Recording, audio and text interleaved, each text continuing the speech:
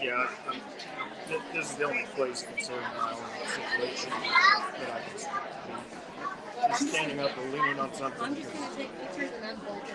Yeah, no inconvenience to me whatsoever.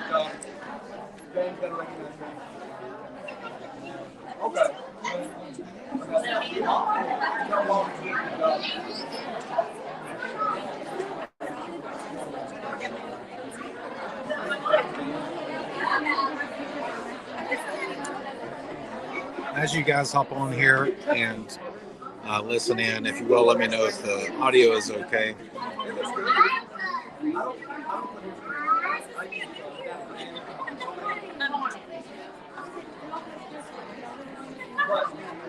Let me know in the comments if you are for or against this proposed hybrid calendar, which some are calling a 4-day work week and or 4-day school set schedule, which it actually equates to 17 Fridays off, additional 17 Fridays. So let me know if you can hear me.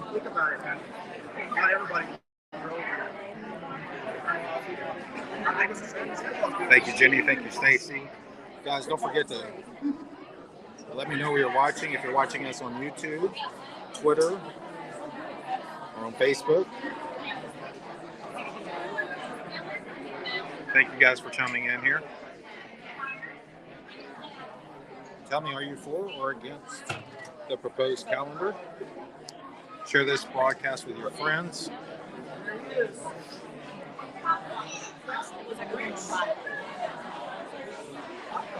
I believe they are. They could table it. That'll be up to the board, but it is on the agenda, so there may be a vote tonight. Thank you, Felicia, for the comment.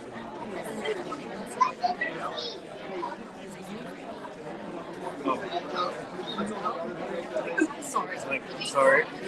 Bad. Well, I was intending on being here at 6:15. I was kind of shocked I got here at 6:30. Several residents are scheduled to speak tonight in the public forum, so we will try to get that as well. So I'm coming to you a little early. Pretty good looking guy. That was just a picture that I got on Instagram. That scared me a little bit. Thank you, Jenny.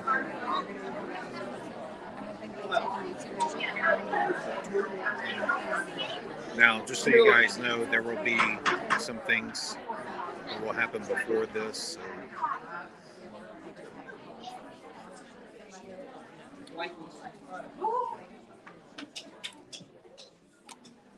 At this time, I'll call in the Lumberton Isd Board of Trustees to order at 7 p.m., January 5th, 2023. Roll call, Ms. Spears. Present. Ms. Roman. Ms. Alexis. Ms. Church is present. Mr. Edwards. Present. Mr. Yarborough. Present. And Dr. Henry. Present. The record show that a quorum of board members is present, that this meeting has been duly called, and that notice of the meeting has been posted in accordance with Texas Open Meetings Act, Texas Government Code, Chapter 551. At this time, let us stand for the invocation and pledge allegiance. Heavenly Father, we thank you, Lord, for all the blessings that you give to us each and every day. Lord, we ask that as we begin new year, Lord, you might help us to rededicate our lives, Lord, to the service of others. We ask a special blessing, Lord, upon our teachers, our administrators, and these board members for their willingness, Lord, to serve our district and our community. Lord, I ask that your hand might be upon this meeting, Lord, that you might lead and guide these board members, that you might give them wisdom and discernment, and in all things done here tonight be pleasing in your sight. And this we ask in Jesus' name. Amen. Pledge allegiance to the flag of the United States of America And to the republic for which it stands, one nation, under God, indivisible, with liberty and justice for all. Honor the Texas flag. Pledge allegiance to thee, Texas, one state, under God, one and indivisible. All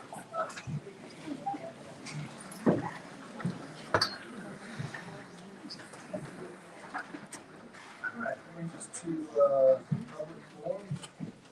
After we have several. Okay. At regular board meeting, we allot 30 minutes if your persons who desire to make comments to the board. They should sign up as they arrive, indicating the topic about which they wish to speak. Public participation is limited to the open forum. At all other times, the public shall not enter into discussion or debate to be considered by the board. No presentation shall exceed 5 minutes. Delegations of more than 5 shall appoint one person to speak. Please refrain from using names or titles of employees.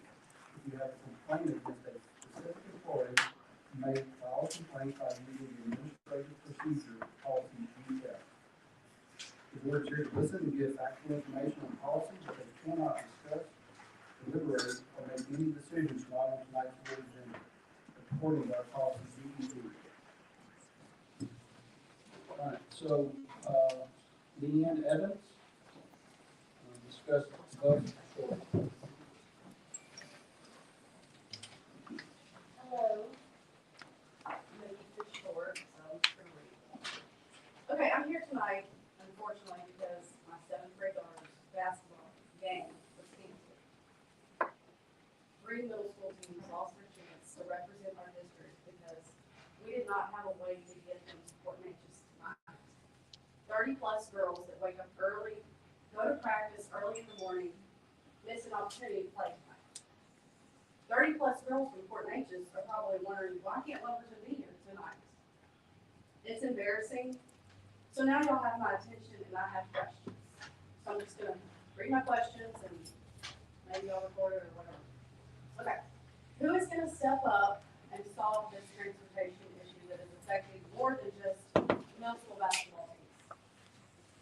Is this transportation issue something that has been discussed at every board meeting over the past year? Because we get reminded constantly about buses. What has been accomplished if this is being discussed? Please share and give us hope that there's a solution. Has there been a committee or outside source utilized to resolve the transportation issues? What are the incentives to be an LISD bus driver? Have you called retired bus drivers to come back? Have you asked substitutes that have a CDL to help? Is a CDL a requirement for employment here? Have you considered hiring contractors?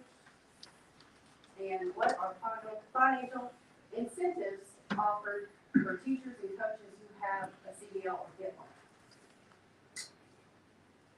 Okay. Yeah, we can't respond. If you would, maybe send that in an email form. I can do it. And I would appreciate any response. Okay. All right? Thank you.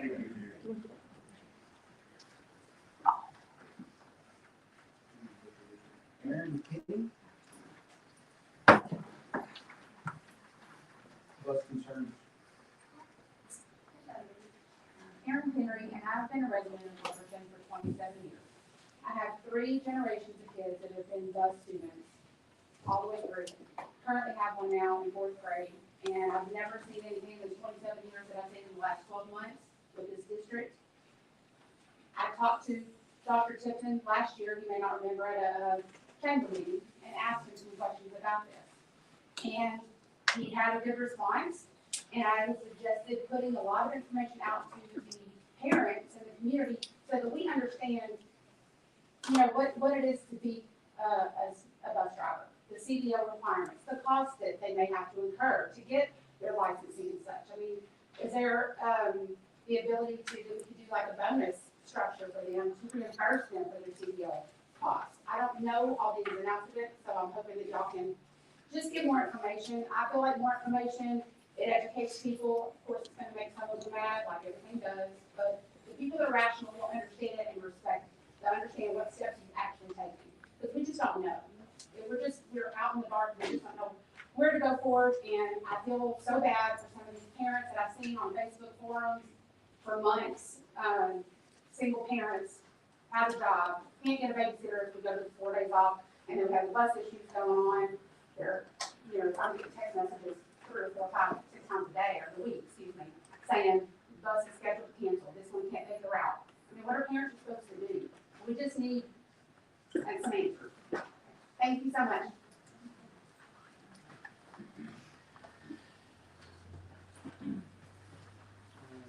Now we have Jody Mitchell.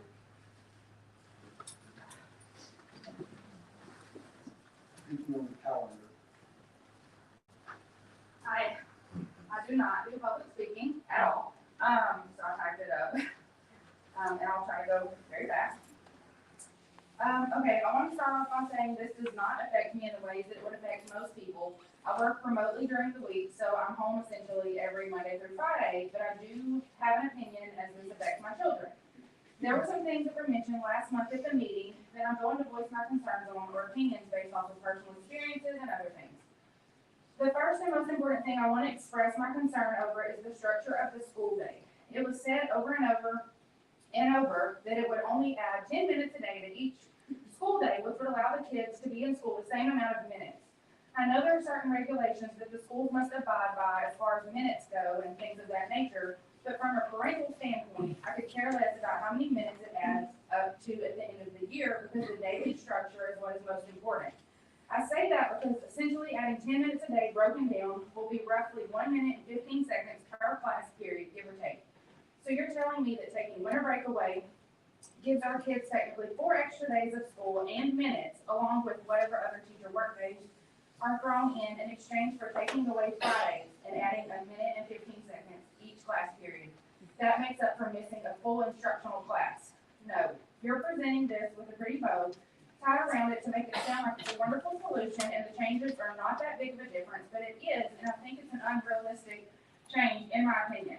I'm using my high school as an example, and I'm fully aware that the campuses are structured differently, but hypothetically, you take a 48-minute class period on Friday away and change Monday through Thursday into 49.5-minute classes.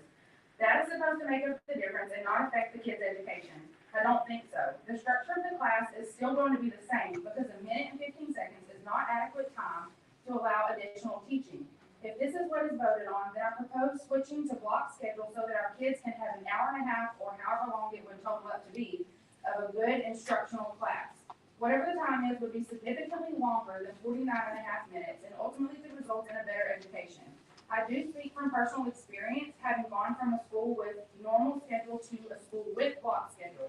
There were so many times in pre-cal and physics that I did not understand parts of the lesson, but because the teachers had to teach so much by the end of the class so that they reached their goal for the STAR testing guidelines, they couldn't spend the extra time needed to go over things to make sure that it was understood. That ultimately resulted in me failing, and I did not understand, if I didn't understand this, then I didn't understand anything that followed that. When I moved to a school block schedule, it took some adjustment, but I went from failing my first semester my junior year to being an AB honor roll student because my teachers had adequate time to teach instead of having to cram lessons into a short class. I witnessed the same thing in college during my student teaching. In a 3rd grade math class, the teacher I was shadowing could not stop a lesson to help a struggling student due to STAR testing requirements. The next point that I remember being spoken on is why Fridays versus Mondays. It was mentioned that the reason that Fridays was a day off to be off over a Monday was that it felt more like a weekend, but also it helped with transportation, to sporting events, parents taking their kids to appointments, which would cut down on school absences. My counter argument to that is most doctor's offices are closed on Fridays, close at noon, or are walk-ins only, so that doesn't really help. If the child has an appointment out of town, or even during the time that they are to report to the school for an event, they will still miss it. What about kids who have events on Fridays that cannot miss but have doctor's appointments? Then that would lead the child to miss an additional day of school Monday through Thursday and only go to school 3 days a week instead of 4. How is that better? Another point mentioned from the school standpoint was they have driver availability for events on Fridays. Most of the time when I was in school, 98% of the time, our coaches drove, no matter what the sport was. And I know there are some schools around here that didn't have the same experience, but that's something to consider. Canceling Fridays is not going to be a fix for our very broken transportation system. I know some schools who get out at noon on Wednesdays, and that seems to work really well. Doing something like that could give a midweek break and maybe a nice transition into a change of such magnitude.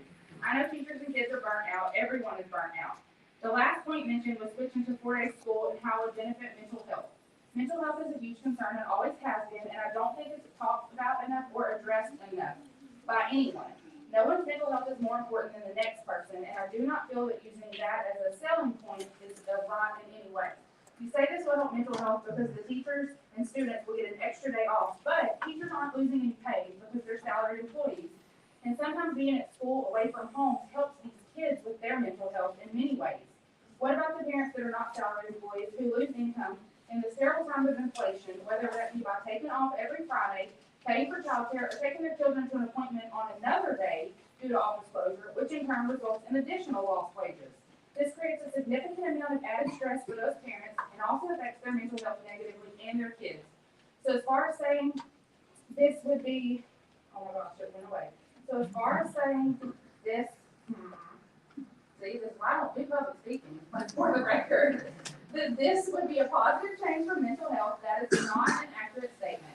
Also, how would this affect kids for truancy if they have to miss a day during a 4-day week versus a 5-day week, and will that be restructured?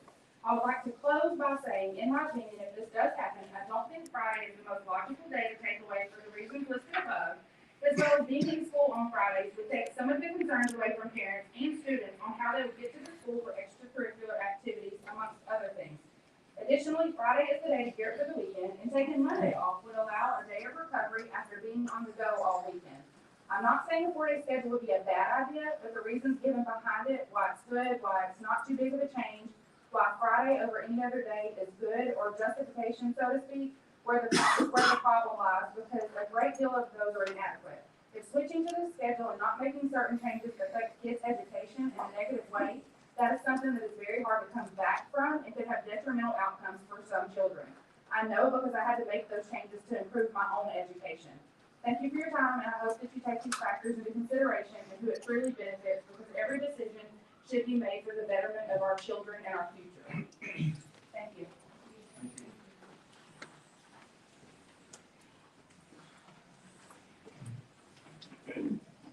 Anthony Cordell.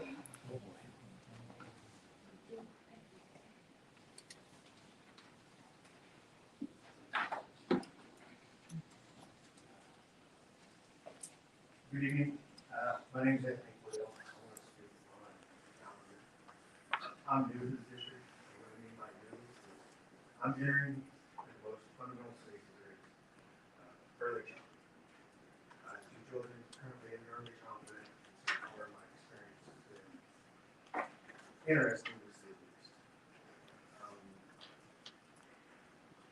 The inquiries of information due to my personal, I come with the disclosure, so if I've been shaking or stuttering, it's just part of it.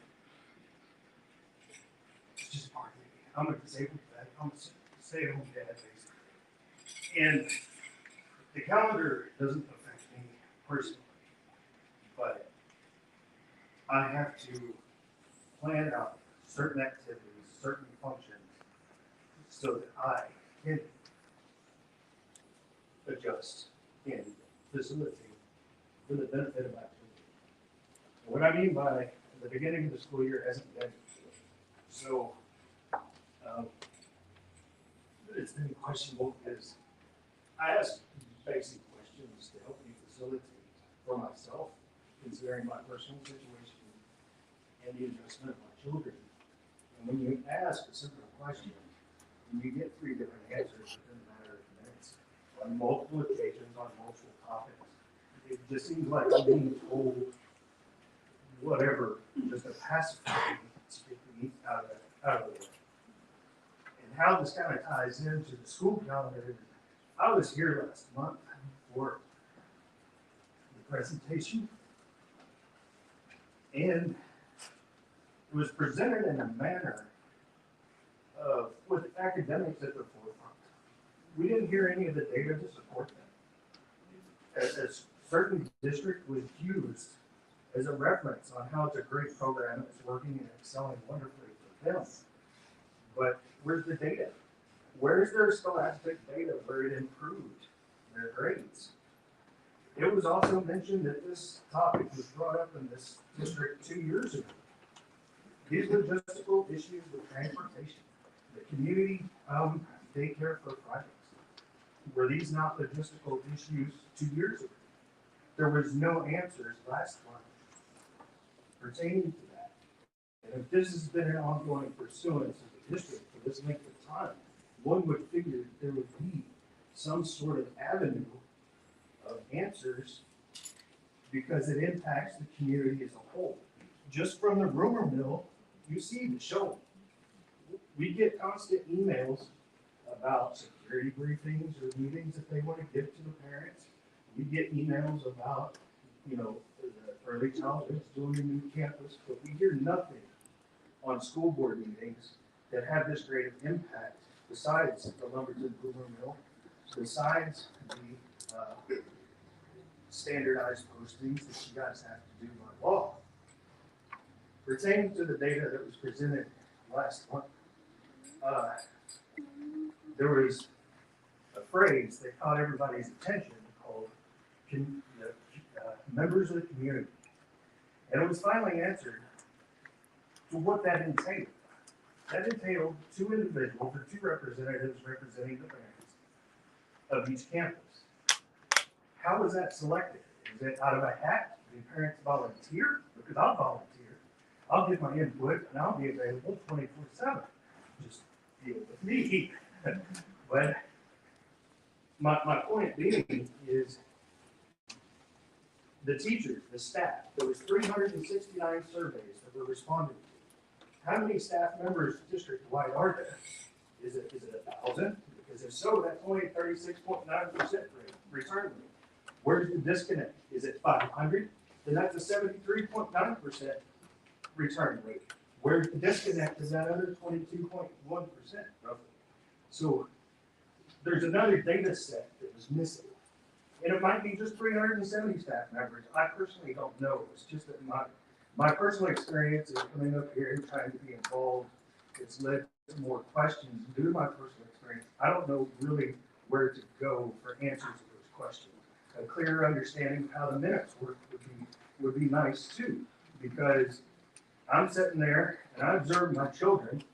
I have to wait until 2:50 to pick up my children. I see children leaving at 2:30. I see children leaving at 2:40 in daycare avenues and buses.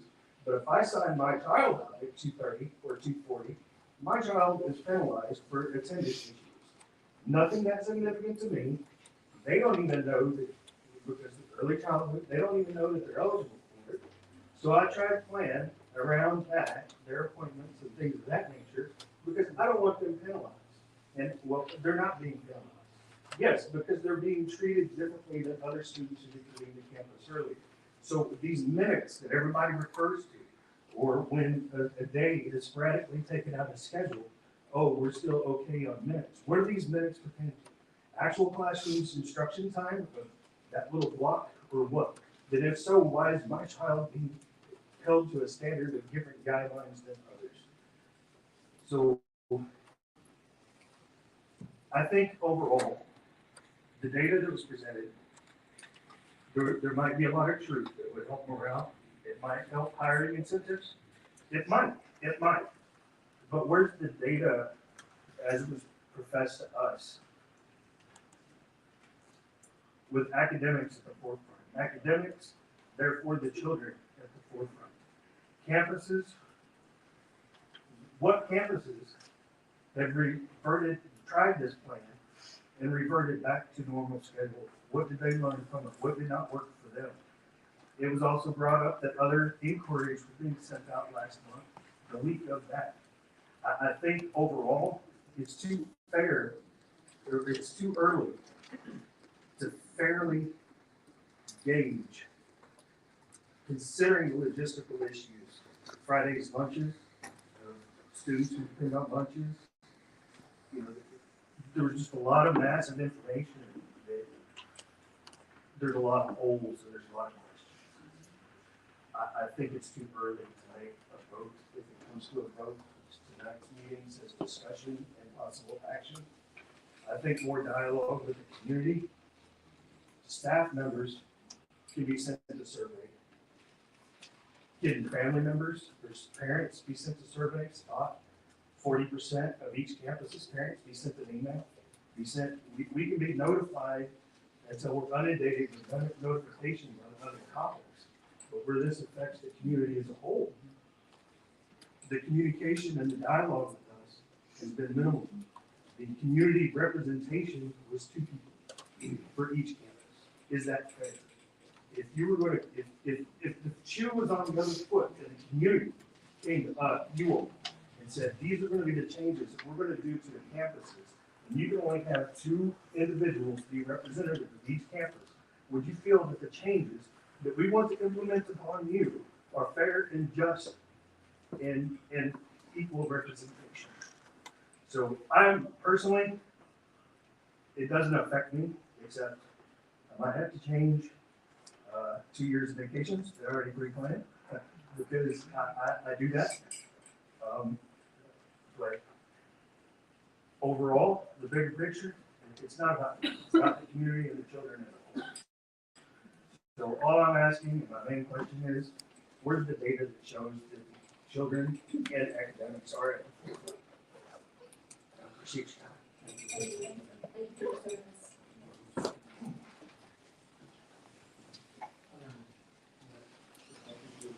Excuse me?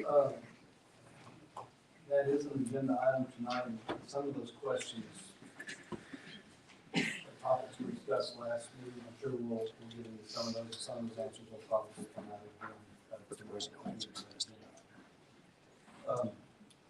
I have no announcements or school board business that I'm aware of. Any committee reports?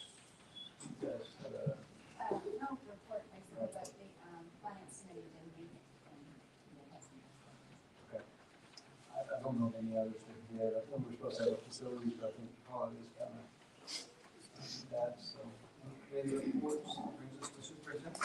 All right, the first thing on our agenda tonight, obviously, every January, you can see from the items at the dais and below, it's School Board Appreciation Month, and so school districts across the state, thousands and thousands of school board volunteers who work countless hours are being appreciated this month and being recognized for what they do. And we obviously have 7 board members that put in that unbelievable amount of time, dedication, and service to volunteer for the school district. We do appreciate you very much.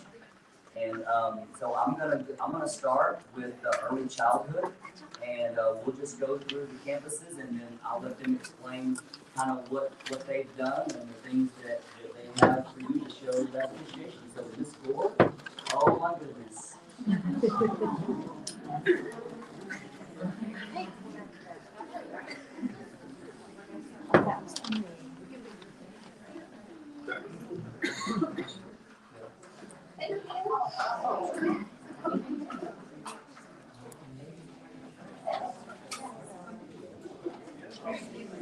Thank you so much.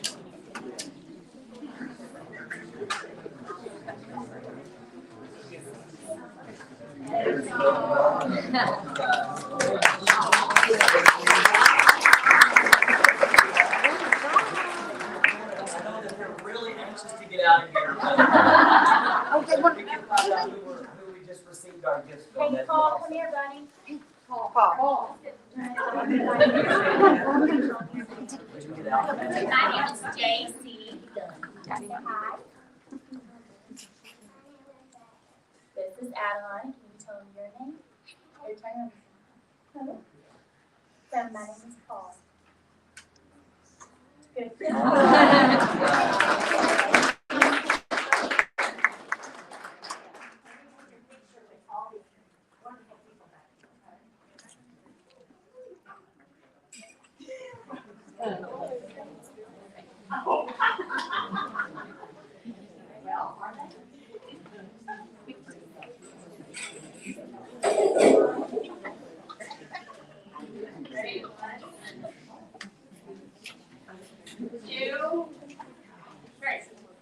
Thank you. All right. Thank you so much.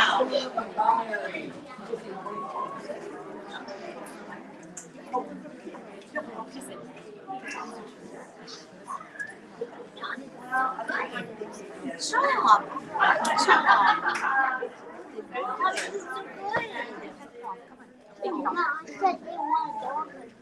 you want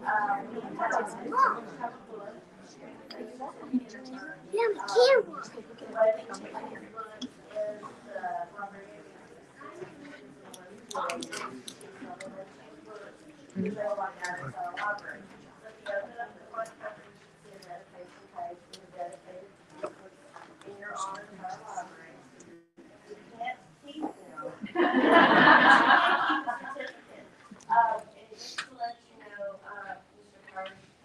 I had nothing to do with how old. Yeah, so but, also in a lot back, we have, another tab with our, things over here at our restaurant at LPS. I'm sure you will get a gift from one of the campuses if they use their, 3D printer on. I use the Xerox 3500.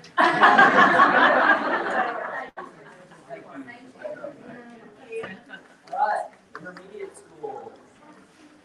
All right, first thing first, we do have a gift for you guys. It's just a symbol of thank you. The real gift is Phil's right here. Most of y'all know, Dr. Kippen knows this, that my passion is building leaders. And it's not just teacher leaders, but it's student leaders. So the first thing, when you guys said, hey, Jason, this job's yours, first thing I did was I started student council. So my student council, before we left for break, 41 student council members went to a TEPSA student council leadership workshop. Amazing experience. Kiddos got to learn about leadership, got to really dive into how to be a leader. And these guys are going to move it forward to the junior high and become student leaders there. So that's really the gift. There's some popcorn and some other things like that. But these guys right here, they wanted to come tell you thank you. This is the second student council we've had. That's very good. And I told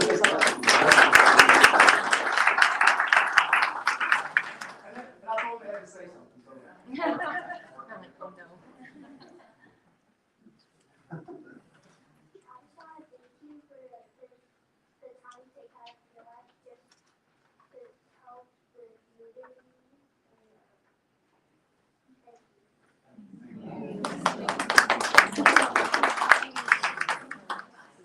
Thank you for giving your time to make sure we have a good school district. Thank you for coming and being so much to us, and I think I'm speaking on behalf of all of the student council that we really appreciate it. Thank you so much for letting us come here. It really means a lot to all of us on this student council part of school. You're welcome, everyone. Thank you for your time. I appreciate what you do for the school.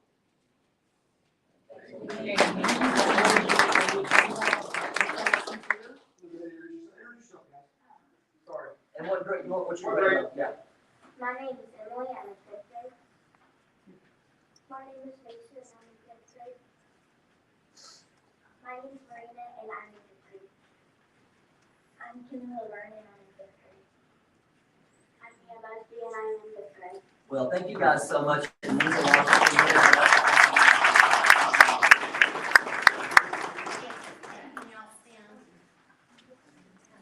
Circle yourself around.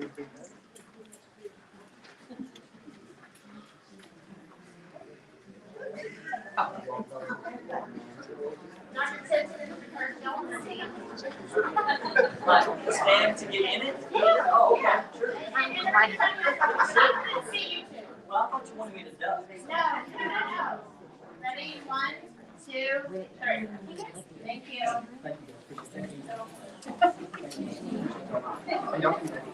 All right, let's Jenkins.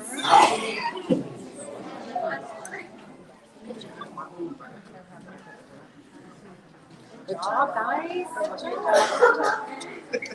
Hey guys, I have this table here with some of our advanced art kids, and they're going to talk to you a little bit about our gift to you. And have a gift to our campus too, so we're so excited about this. I'm going to let them talk a little bit. First, we wanted to let you know who the artists are that participated. In alphabetical order: Kate Battle, Kelly Dork, Sophia Bracken, Gabby Buckley, Callie Davis, Carly DeVilliers, Addie Phillips, Rebecca Flores, Macy Fox, Parker Boyd, London Guidry, Meredith Hobson, Sophia Marino. And a few of them are here tonight, about a little more than half, and a couple of them want to say some things to you as well. Hi, I'm Rebecca. Hello, everybody. Thank you for coming out tonight. I'm honored to be here and show what our Lumberton School can do. We really had a good time doing this together and being able to show our creativity and to honor our school board. So thank you. Have a good night. Our vision for this theme was to create a collaboration to signify how we all work together to move forward to create something beautiful. My name is Abby, and for this collaborative art piece, each single brushstroke represents one of you, and how all of you come together to make them beautiful.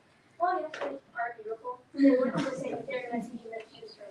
So we all came here to thank each and every one of you for this.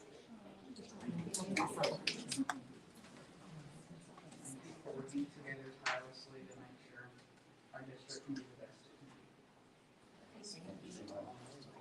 All right, thank you all. So my last word for this woman is amazing. Taylor is amazing. And I just found out that her father-in-law was my little school teacher. Like, I was like, what? I was like, Richard Taylor is your father-in-law? So that was like, Dr. Mass, that was super funny. So when she came to me and talked about our gift that we want to give to you guys, because out of the art class, they always do this. It's a tradition at middle school. And I was so excited when she came with her vision. She's like, I really want to try palette knife thing. I was like, that's really cool. I like that. So working together with the kiddos and, the large piece in the back, I don't know if you guys can see it. That is what we commissioned for our campus. That is going to be dedicated to you guys. We just added a brand new wall today for added safety and security at campus, and it's going to hang. So when you walk into the middle school, that's going to be the first thing you see, and there'll be a out there that says it's dedicated to the 2023 school board with your names, and that it was created by our students in our advanced art classes. But this large piece, they all worked on the samples, and the large piece was created by Allie Bork. And again, we wanted to dedicate that to y'all and display it, for everybody to see. And when I look at it, the things that they had to say, like each brush stroke, and we all working together, it's just beautiful. And I just was so proud of Miss Taylor and our kids because they did amazing. Like, this is just amazing. So we hope that you enjoy the individual pieces. They're each created by different artists, so they look a little bit different. And we hope that you enjoy that for years to come. So thank you again for your service and all that you do for us. So Thank you very much.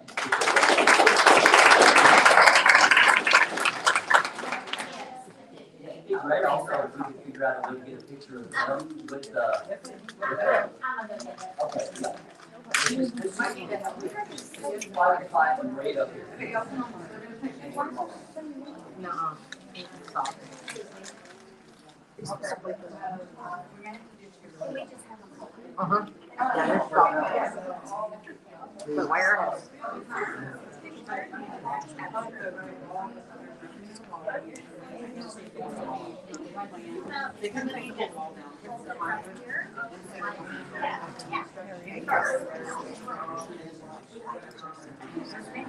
School board, stand up.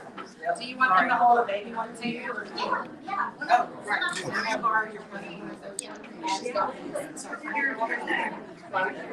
It's not necessarily the one that y'all had. No. Yes, it's called a smaller version of it. Is it great? Like, I'm right here, like Miss Taylor, there we go. Yeah. Everybody smile, look this way. Everybody's eyes open. 1, 2, 3. Okay, got it. Thank you. All right, thank you, Mary. Good job. Thank you, Amanda.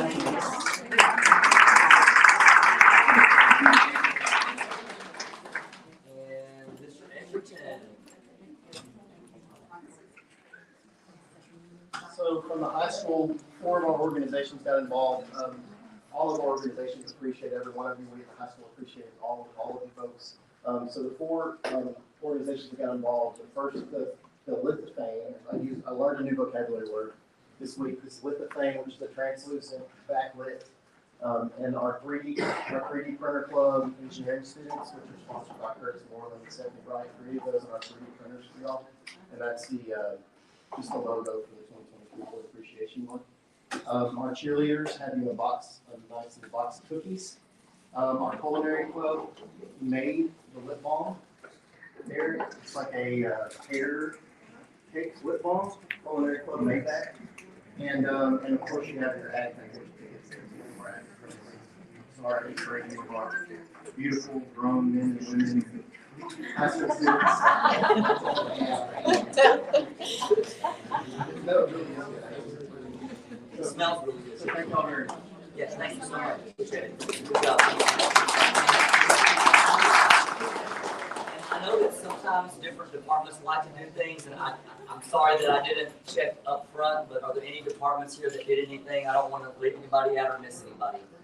No? All right. Well, again, if anybody has any doubt or wants to know, these guys work an unbelievable amount of hours. It's a tremendous, it takes tremendous dedication to just get the hours that they have to get for continuing education, conferences, meetings, committee meetings, these meetings, spending time away from their families to do this. So it is definitely a commitment, and it is certainly appreciated by all of us in the district. So thank you guys very much. The next item that we have, hopefully we can address two of our public commenters on our transportation. I've asked Mr. Bennett to give us a transportation update. We actually had a long meeting with a parent this morning, and so maybe some of the things that we talked about this morning, Mr. Bennett would help answer some of those questions that we asked by the commenters. All right, good afternoon, good evening. I would like to say thank you from our department, operations department, each one of you, for what you do for our district. Thank you for always being receptive to any needs we may have, and for the actions that you take to help us out and do our best job as possible. Right now, we're currently had a issue come up. We lost a driver during Christmas due to retirement, and then we came back on Tuesday for our work day and found out we had one resign and took another full-time job somewhere else. We currently have 2 out due to sickness this week and 1 out due to surgery. So that's put us 5 routes down this week. We've been able to absorb 2 of those routes, but we still unfortunately have 3 that are down right now.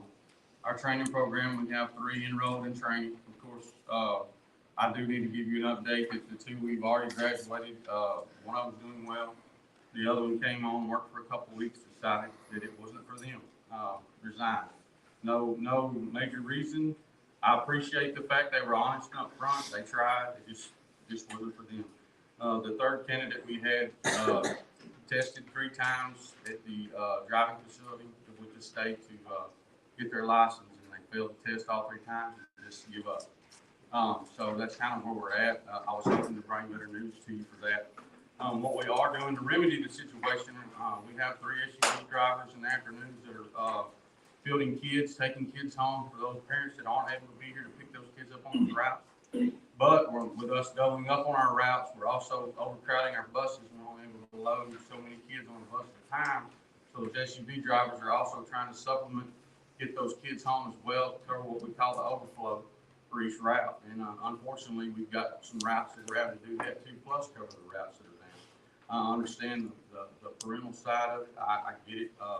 My children have been bus students as well at their district where they go to school. We face the same problem there. We have the applicants. It's not, I think there's a lot of people that have a misconception we don't have people that are interested in the job. We do. The state, federal government has hamstringed us by making this so hard for us to get these people through this education program. We've even brought this in-house, and the board knows we've brought this in-house to where we can train them here at our facility. We also give them a reward once they get trained. They get a payment. They get what I consider a reimbursement payment for their time. I mean, we're doing everything. We give them perfect attendance bonuses. We give them retention bonuses. That's something the board was able to do. The board was able to do this and say, hey, we're going out and do faith, and we're willing to work with you. You come here, we're willing to do that. I reached out. There's a misconception out that there's a big gap in pay, and that's not true. The problem is what we post as pay is what we consider starting pay. It's not what the max that driver will make. And the drivers we have been with us several years. they're making almost what, or more than some of the other districts. So the pay is right up there where it needs to be. That's not a real big issue for us. We just have problems getting them here, getting them through the program, getting them licensed, getting their, all the testing they have to do. It's just overwhelming. The majority of our candidates are retired people that have retired from their primary job. They come up here for a secondary income. They come up here to receive insurance. But the problem is there's actually a test, and Mr. D. Sims, my coordinator, can attest to it, to where you have to check under the hood or crawl under a bus just to pass the test. And a 70-year-old man or 70-year-old woman shouldn't be asked to have to do that. That's not something they have to do on a regular basis for their job, but that's state and federal mandate. And so once they see that, it's beyond their capabilities, physical capabilities to do. And so it scares them off. And I totally understand. We are working to remedy that. We're working to be more transparent, be more communicative with our parents. I do understand the reminds going out. We cringe. I promise you, we cringe every time we push enter to send a remind out to tell somebody and tell a parent that we're not going to be able to pick their student up that day. Or we're going to have to shut that route down. It's not something we look forward to doing. It's not that we're sitting back and saying, hey, we don't want to run this route today. We check every avenue we have. But due to our scheduling, our schools start at different times and finishing at different times, and us trying to keep our high school students and our babies off the same buses and running double routes every day. You know, we're doing everything we can possible to make it feasible for the community, everything we can possible to make it feasible for the students. But our number one main priority for these kids is safety. I mean, whether it's discipline issues, whatever. Mr. Sims went and visited with all the APs throughout all the campuses. We're all on the same page across the board with discipline. They've been very receptive. The principals and APs alike, they've backed us up 100%. Dr. Tipton backs us up 100%. Ms. Stone has backed us up 100%. I appreciate that from the bottom of my heart. We're open to ideas. We've reached out to people that are retirees that have retired from districts and tried to get them to come back. They don't want to. Once they finish, they're done. They don't, you know, we have a 2 to 5 year window for those people. And most of the time it's because, to be flat honest, when they retire from their job, they need insurance for a couple of years until Medicare kicks in. Once Medicare kicks in, they're done. They don't care about coming back. Hey Josh, do you mind? I wasn't aware of the P&G of the middle school issue. Can you tell me what happened? I wasn't aware of that. I can talk to Dr. Tipton. Please do. Yeah, I didn't know about it either. Yeah, so most of my drivers who are at the high school, that do help with the junior high, because right now we don't have anybody in the junior high that can drive with their CDL. I've got 3 of them trying to work on it. Again, like you talked about, it's extremely hard for those people during the year to get their CDL. So what they're having to do is in the summer times get that done. And so I don't have anybody in the junior high that has the CDL. So my high school guys, what they normally do is they'll drop them off, and then we'll have somebody come pick them up later. The problem I had today is all my CDL drivers are out. I have everybody is spring, so all my spring guys are in season. The ladies that normally drive for us are all out at a softball clinic, and so I mean there was nothing else we could do. I had to cancel. 8th, 7th grade games for the boys before the break because of the same situation. So you know, it's just it's. Do we like doing it? Absolutely not. It's been a week-long deal. I've tried and I've done everything I can to find drivers, and today it just happened that all my guys were gone. So that was what happened. And it was a last-minute deal. I don't think we canceled until like 1:30 or 2 o'clock. Can I have a comment? Yeah. Well, another thing too is that some of our drivers are not getting home. Our regular drivers dropping off students don't get home until what time? 5:30 to 6 o'clock. Time. First game was what? First game was at we normally drop them off at 3:15, so we can't use their Right, so we can't use our own right, drivers because they're out in the routes. I offered to drive 7 kids. I could throw 7 kids in We one can't. car. We can legally. They asked me that once before. Yeah, we And can't I do it. declined, but then today I offered. Now legally we can't do it. It has to be a school employee. And that was something I was going to touch on, Dr. Hammond, with us having to cover those routes and double it up, and each driver driving 2 routes, so let's get it back later. And that's another issue. I mean, we're doing everything. Our main concern is get the kids to and from home to school and back every day. And I'm not knocking extracurriculars because I'm all for it. I've done extracurriculars. My children do it too. It's just we get back so late now by having these extra routes, and we're not able to get to transport athletics, to transport band, transport any other extracurricular activities. There's just no way. Yeah, we know it's a huge problem. I guarantee we're talking about hours we spend. We spend a lot of hours discussing other options that we can do to entice. I will say that there's one school up in Dallas that I read, my friend goes to that school. I don't know if I can say the name of the school, but hopefully. You can look it up because it's public. I mean, they were sending out letters beginning of the year to the parents, to charge the parents for communication for their children. They let them know whether their child is going to ride a bus or not ride a bus. If they weren't going to ride a bus, they had to pay a certain amount in additional. So you're having the kids pay for a school bus transport to school? But that's what Popejoy was having to do. They actually sent letters, and I got the email to prove it, where it was, because one of my friends live in Popejoy, he goes, can you believe this? Really? Lovejoy? Lovejoy. Not Popejoy, excuse me. Lovejoy. Yeah, I didn't read that. Yeah, and Lovejoy was actually sending out letters. That's because they were trying to reduce the amount of students that needed to ride the bus, and that was kind of, in a way, indirect way, of saying kids that truly have to ride a bus, they ride it, otherwise you need to bring your kid to school because of the shortage of hands that they have. There's actually, we got some bad news this year that there's actually some schools in the state of Texas that have closed their transportation departments down completely, with the exception of 504 students and special needs students. Because the law says we have to provide transportation for 504 and special needs students, but it says we do not have to provide any other transportation. And we don't want to do that. That's not what that is not our goal. We want to stay as far away from as we can. We don't want to scare anybody, but we want them to know that, some of this with state law and federal law, as far as the school district transportation wise, I can't speak for anything else, but for transportation wise, some of our hands are tied on this. So there's just. How long is the training? I heard that got harder this last couple of years. It's extremely tough. It takes, like, my coaches cannot get it unless it's during the summer. Yeah. And it takes almost the full summer. It's an 8-week process, yes, sir, and that's been coming up here 4 hours a day in training. It's an 8-week process. And that's what kind of hurt us, because the gentleman that we lost, he went through the program, we spent 8 weeks with him, we got 2 weeks out of him driving, and he said, this ain't for me. And we were kind of like, because we went through the whole process, we were excited, everything was great, and then we were back to square one again.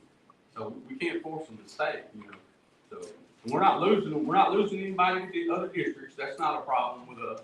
We're just losing them to go home, So that's just where we're at. And the one more thing I would like to address, because I have had some calls, parental calls, come into the office, Dee, myself. Parents said, why are you sending out a reminder at 12 o'clock today for this afternoon's raffle? We had, a couple weeks ago, we had a medical emergency. One of our drivers, we're already down 2 drivers. One of our drivers got a phone call, her husband was being rushed to the hospital with a blood clot this morning. So that was on Wednesday, so she couldn't drive that afternoon. So we had to send that. We sent the reminder out as soon as we got the information, but she ended up being out Thursday and Friday as well. We didn't know she would be out Thursday and Friday until the following morning. So we covered her morning route because we didn't want to just not show up. We made sure that somebody covered her morning route, but then we sent a reminder out for that evening and all day Friday. We got a lot of backlash because it was last minute, but that's out of our control. Medical problems and sickness is out of our control. And that's kind of where we're at now. We had a driver show up Tuesday morning to drive, drove Tuesday morning, ended up getting sick, went to the doctor, got diagnosed, can't come back to work till next Monday. So we had to wait and send the reminder out when we get the information. So that's where we're at. All right, I appreciate your information, Mr. Bennett. Thank you. Sir. All right, bond update.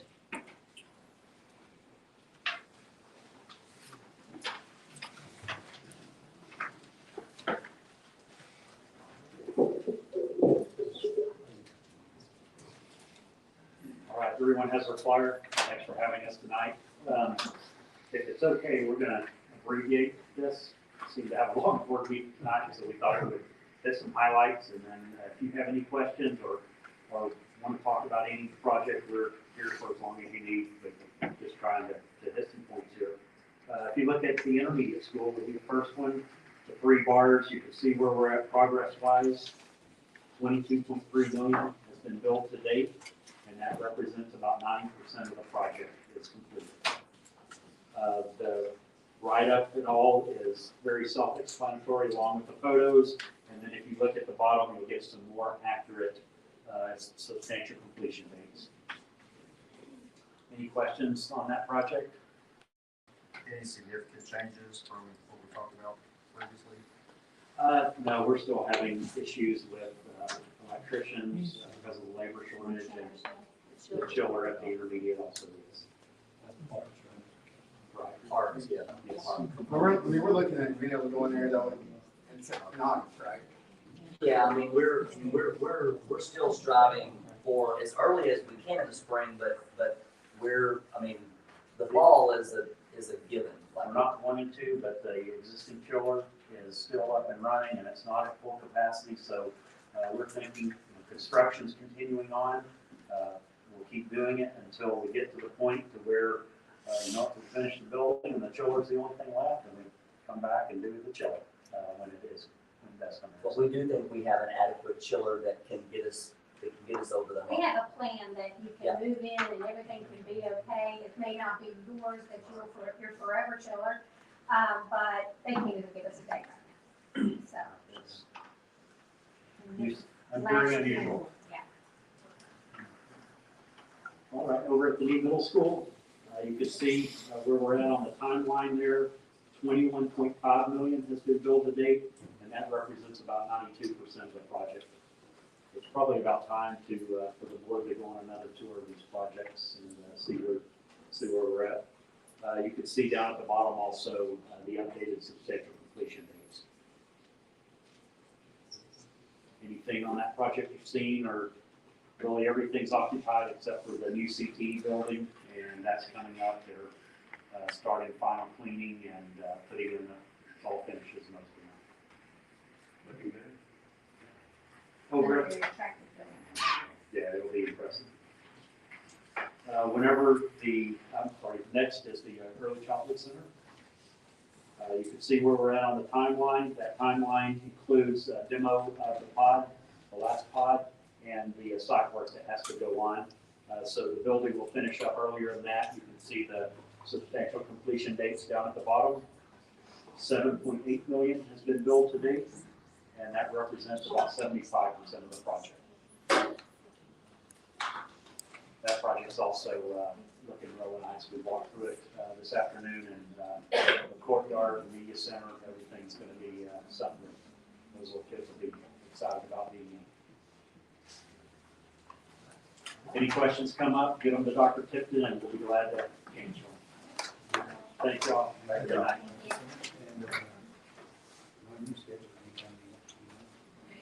Just let us know and we'll make it work.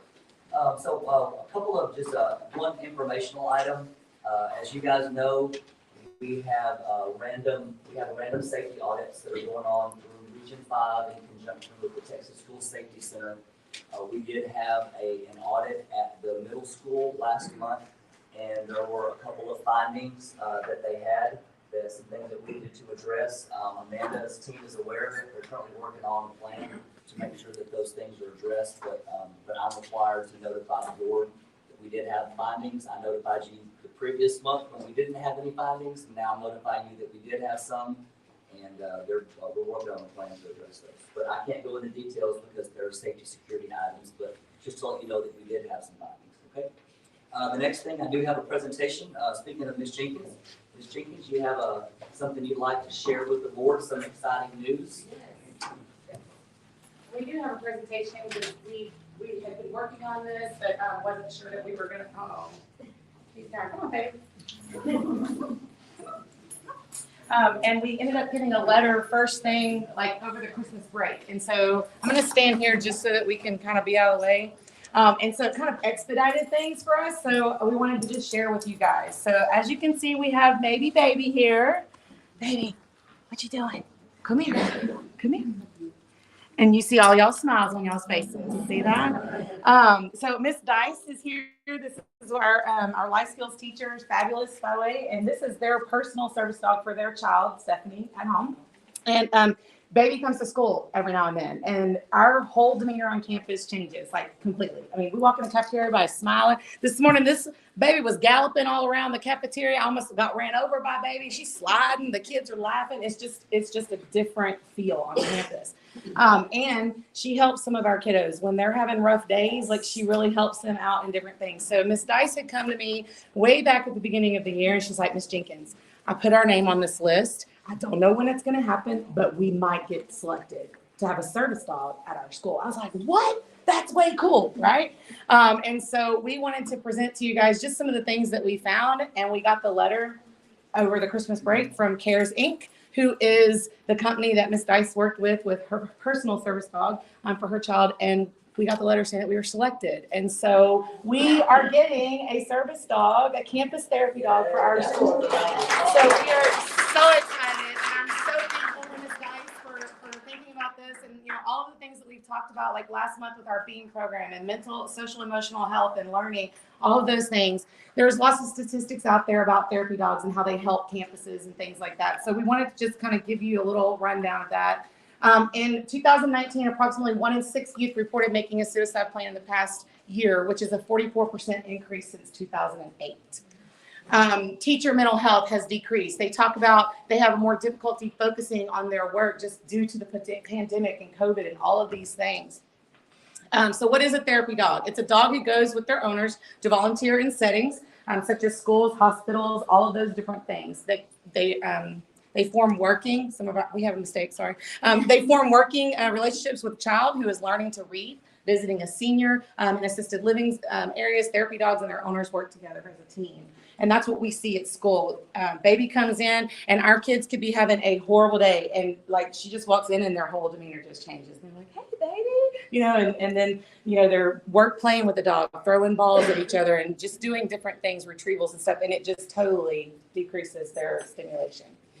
So how are we going to use this at our school? We want to better support the well-being and mental health of our kids and staff. So we want to add this certified, well-behaved therapy dog. I did ask Ms. Dice, I said, what happens if we get this dog and it comes back and it's a brat? And she goes, well, we could return it. I was like, really? I was like, so if the dog comes back to us and it's not working correctly or on our campus with our students and our staff, then it can be returned if it's not doing what it was trained to do. But we want to use it as a following for classroom visits. It will be housed mainly in our life skills classroom to help our students there learn different life skills that they can with our therapy dog. But it will also be used for incentives for students. So like our PBIS and things like that, they can earn time to walk the dog, earn time to feed the dog, earn time to read with the dog, all those different things. And we're going to form that committee to work on what are the rewards that they can earn as rewards to our campus.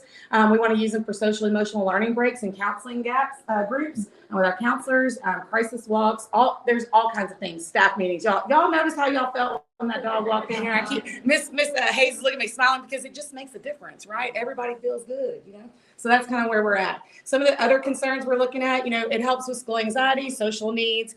Students regularly meet for support in those individual counseling groups. Again, PBIS and restorative discipline, staff recognition visits.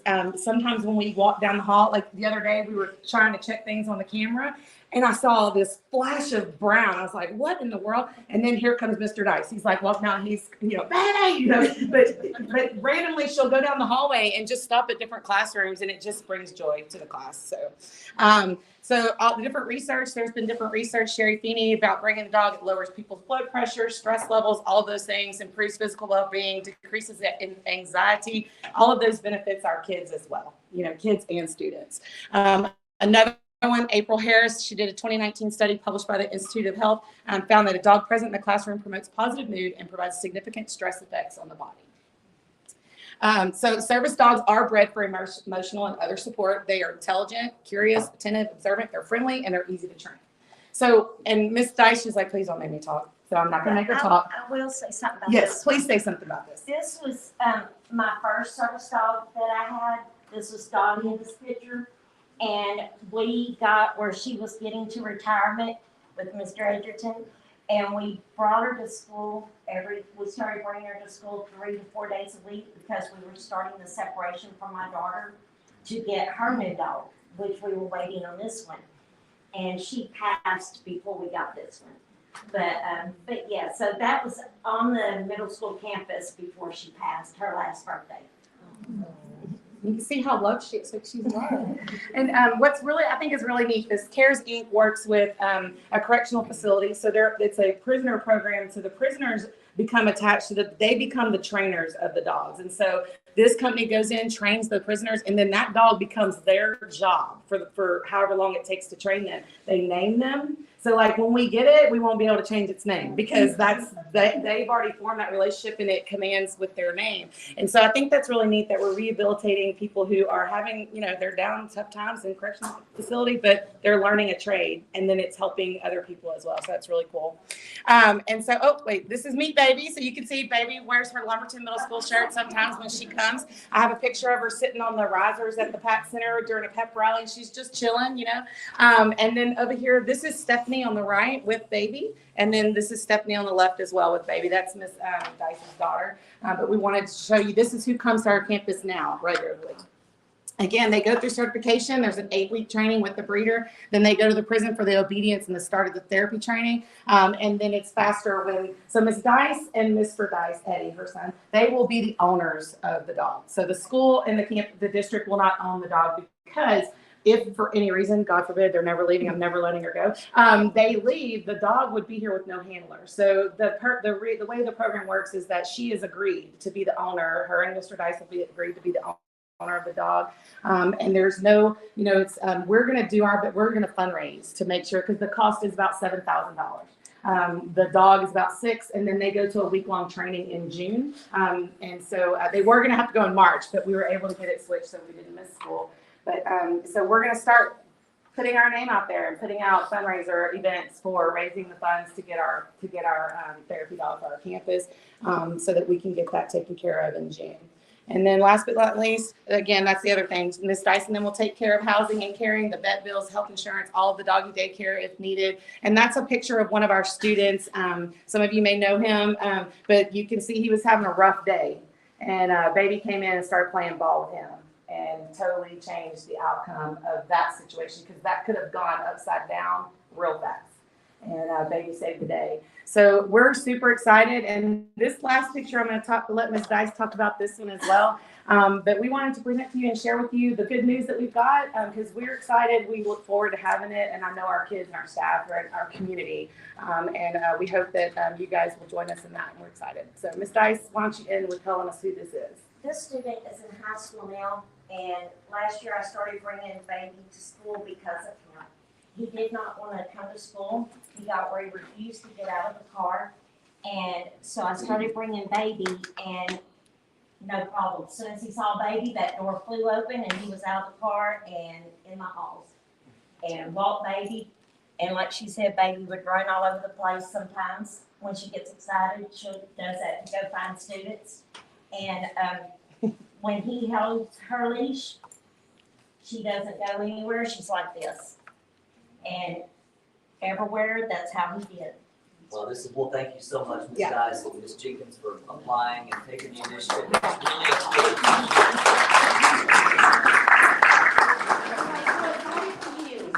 We're going to have a friend.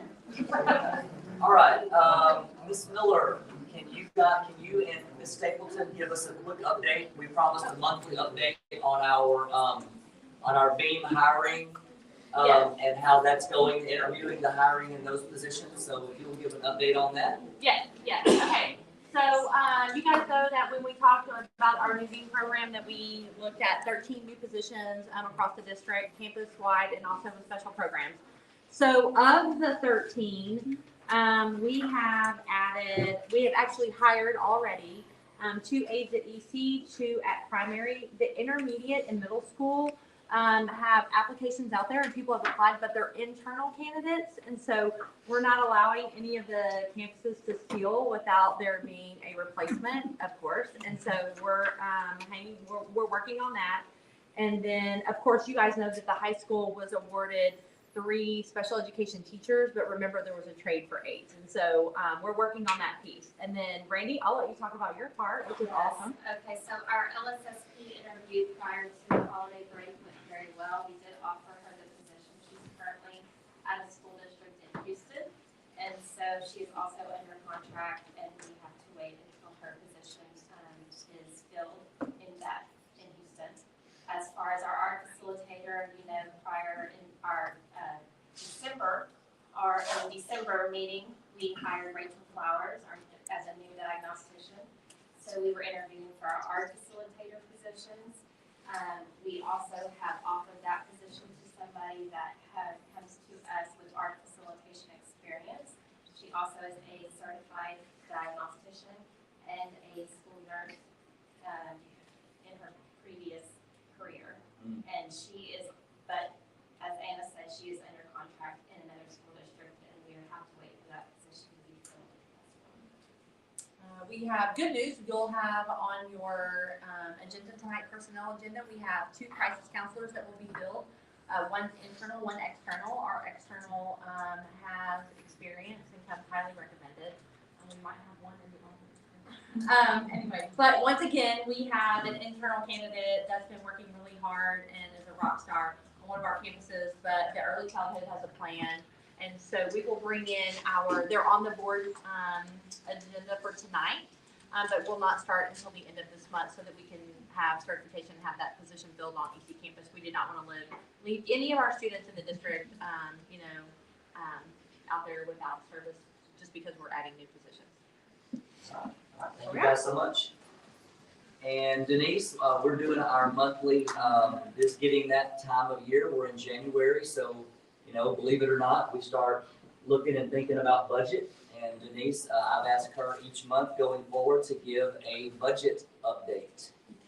Okay, we're kicking that off currently. We're having a data meeting tomorrow to go over our data.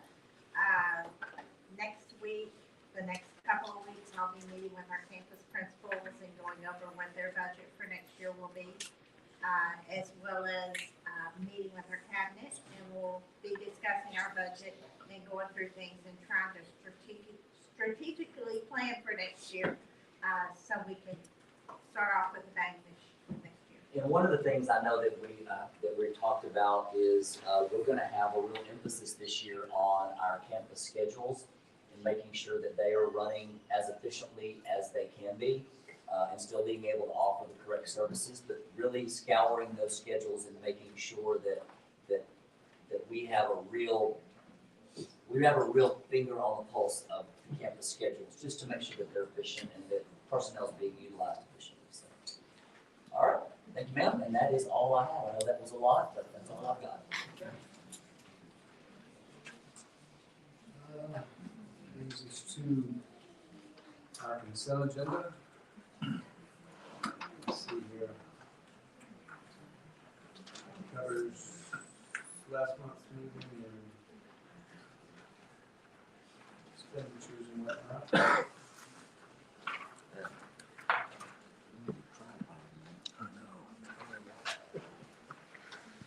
Too bulky.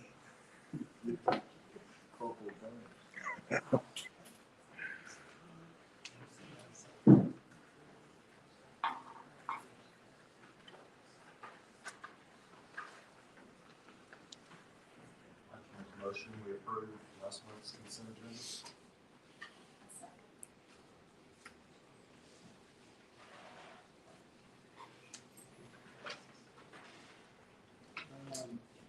Everybody had a chance to read? Good. We have a motion by Mr. Yarborough, second by Ms. Alexa. Any other questions, comments, discussion? It's up to you.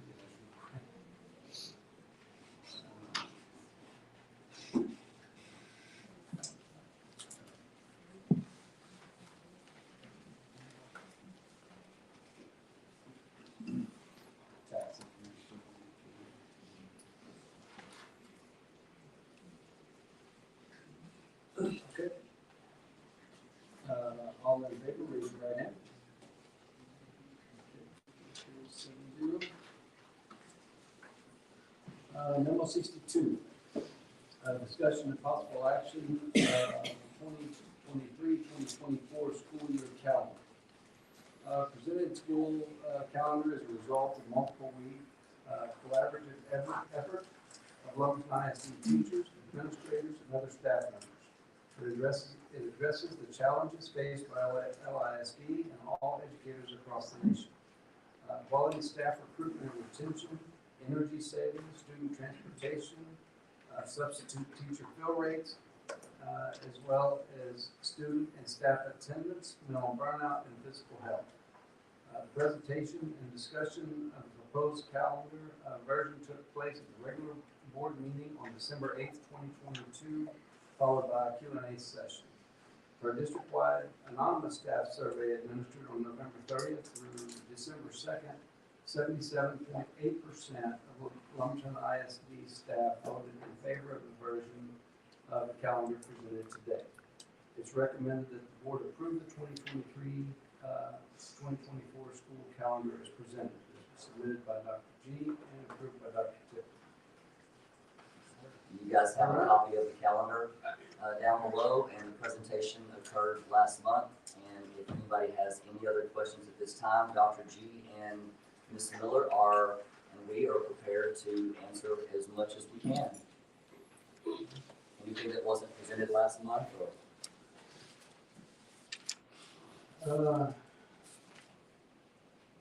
or do you want to entertain the motion first and then do the discussion? Yeah, that's what I'd rather do. Go ahead and take a motion, then enter into discussion. We have someone that will make the motion.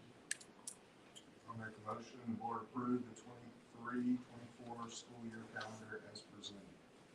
I'll second. All right, anybody want to start? I'd like to start real quick, just because I wasn't here last month. I was in some hospital duties that came up last minute. On that survey that was done with the staff, that was mailed out correctly to all the teachers, everybody. Emailed to every staff member. Every staff member, okay. And then that was that 77, what was it, 77%?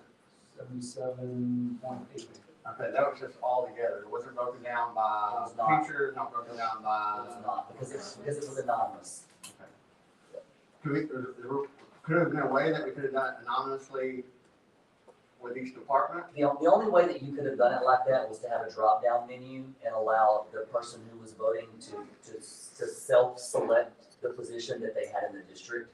But statistically, Dr. Hammett, if you take the votes that occurred, if half of our staff members are teachers, and if 77.8% of the staff voted, and you do that statistically, it's gonna match within a very, very close race to that. It's just a statistical fact that it's just like when you do a presidential survey, you know, you do 1,000 and then you apply that to. When I was reading, I just didn't understand, you know, since the last month, I kind of have reached out independently to teachers, to staff members, and just getting their opinion. You know, I've heard mixed reviews, but overall, I've heard, positive, outcomes from it as far as there's pros and cons to everything we do. There's pros and cons in life. You're gonna make some people happy, and you're gonna make some people upset. Being in this position, to be able to vote, that's an honor to do that. Same time as when I got on this board, I didn't get on to represent myself. I didn't get on to represent my personal family. If that was the case, I would stay at home. But I came to this school district. I got on the board with the extra time I did have with the job I have to represent this community, represent these teachers, represent the administrators, represent the principals, represent the community. Sometimes that's not going to make everybody happy in this community. And I will say the advantages. We've been presented this at the board, the board conferences we go to, kind of where school districts are kind of heading, doing different things. We've also been hearing about it across the state with all the shortages that school districts are having with staff, what they're having with retention of teachers. Even right now, our own personal problem that we have here at Lumberton Isd is getting when it comes down to open positions. So yes, we're getting them, but we're kind of recruit a whole lot harder and and be able to retain the staff that we do have that's been here for years. It's a different world. It's a different world in this school district. It's a different world for the teachers we're teaching the environment that they teach in now. So you try to compare school to when we were in school, compared to what these kids deal with, it's a totally different generation. These teachers are teaching a totally different generation at the same time. You know, we also have to take, you know, an accountability what parents are not, you know, we have to do in case it just got voted yes or no. So we look at that. It's not like we ignore, you know, what the teachers want, what the administrators want, what the parents want, but, you know, this is a hard decision that all of us might make tonight. And, but that's why I did reach out, because I wasn't here at the last meeting. I just want to kind of get a feel, because I was hearing different things about how a survey was done, what the percentage of the teachers was, which, you know, if you're going to work for a school district, matters to almost everybody, but, you know, potentially matters to the teachers who are with these students every single day and have to teach and know what it takes to teach these kids. So with that being said, you know, I have a good feel after talking to all the different campuses that there's more, you know, positive that would come from a 4-day week than a negative, but at the same time, we also have to take into account what the community wants, and that's a tough decision. But that is something that I thought about. It's something that I have gotten, honestly, I mean, I don't get paid for this job, but I've had some countless nights and have anxiety today. So I just want to get my 2 cents.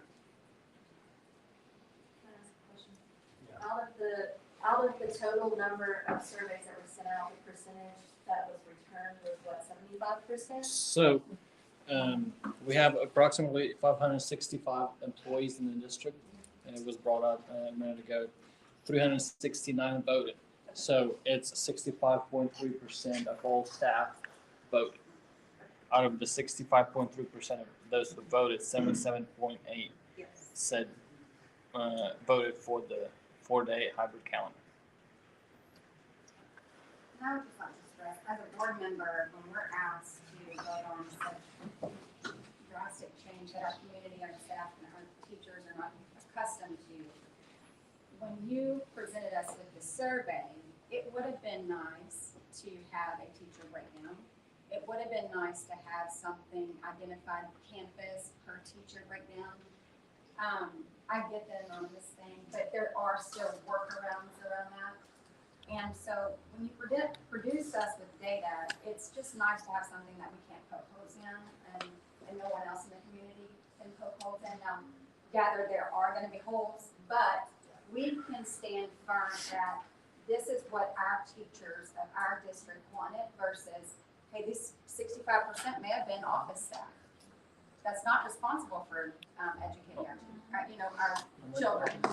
But again, if the data is going to be presented, if we can just have data that is very identified, and I asked Ms. Stone to ask you guys if we could do the survey and just break that down by teacher, departments, job codes. Yes, as I say in my district, I mean in my industry, job codes, and as well as campuses, but that was not looked upon as a great idea.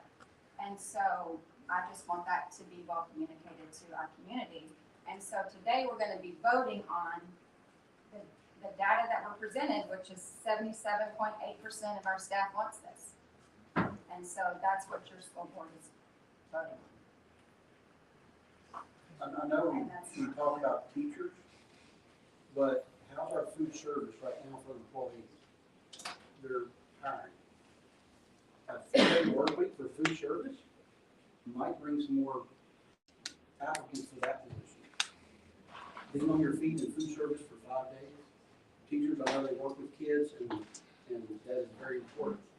But we do have other departments, busing issues, food service issues. There's other departments, and I don't want to slight those people and say we're going to make decisions based upon teachers. I've always looked out for the entire district. And that's great, but the majority of our kiddos that we're here to serve is touched specifically the majority of the time by our teaching staff. Sure. And they all go through the food line too. Some of them, not anymore, not since the government's been involved with our cafeterias. I mean, I'll say some pros that are very stand out for me. Number one is you're going to, you know, we got people living in this community right now that teach another district. We have that right now. Due to pay, due to, the work week, due to everything else. So one advantage is that I see being an advantage of a 4-day week is you're going to retain the teachers that we do have that are on it, the borderline, whether they're going to stay another year, go another year, or get the same salary and have a 4-day week. Also, one thing that would help is you're going to have people that are just coming out of school that are, coming out of education that we, oh wow, 4-day week versus 5-day week, and I'm going to make this much. So, and still have my weekends off. So I mean, that's one thing that I see that we have a problem with right now with this district is not this district, every school district right now is having a hard time just getting qualified teachers. Even on the high school standpoint, we're doing a lot of these career technology classes, we want to have the certified teachers. I know some of them right now, we have them where, some are uncertified, right? Correct? Yes, sir. I sent the same 2 letters this year that I sent last year about my certified teachers for physics and chemistry. I had a certified physics and chemistry teacher in 2 years. So, I mean, that's one thing I see as attracting good quality applicants to the district. That's, because that would set us aside from any other district.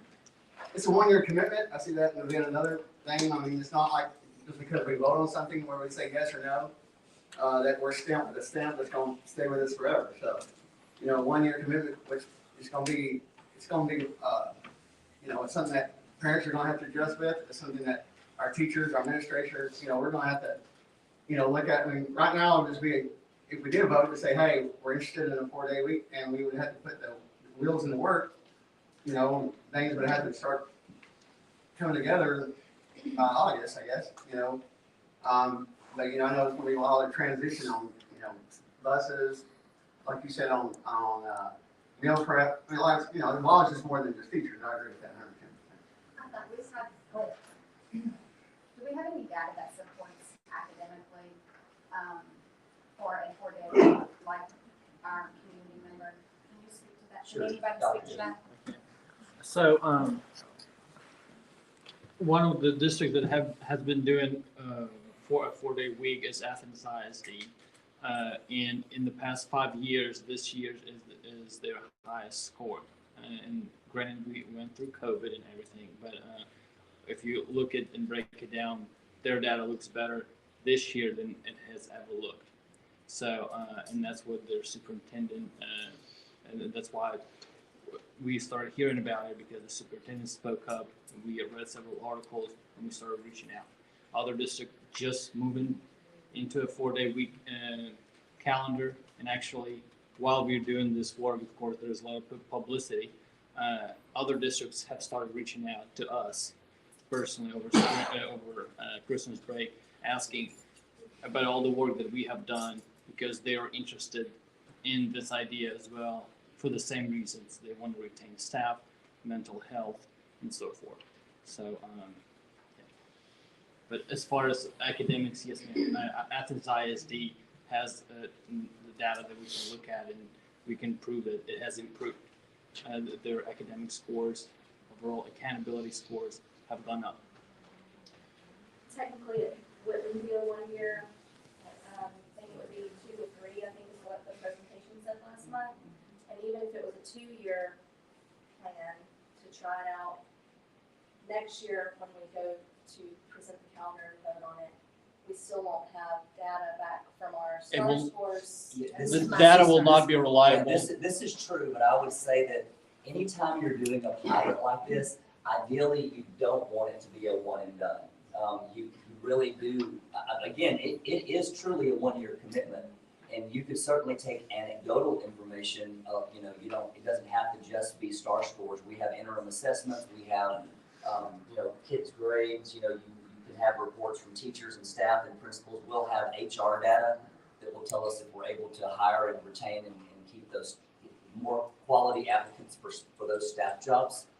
So there is more to the data than just STAR scores. You'll be able to ask your extracurricular folks.